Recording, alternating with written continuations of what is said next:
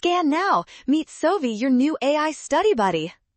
Triplex DNA looks fancy, but this one is quick. Figure out which bond actually holds unusual base pairing together, and the answer pops fast.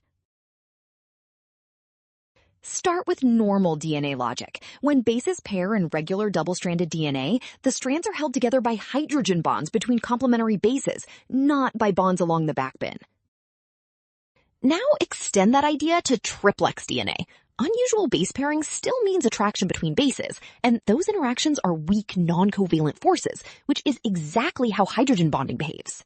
That rules out polar covalent, non-polar covalent, and ionic choices, because base pairing is not created by permanent backbone-style bonds between atoms here. Well done, option A. Scan now. Trap, do not rush into covalent labels. Rule, trust the given base pairing idea and check the bond type.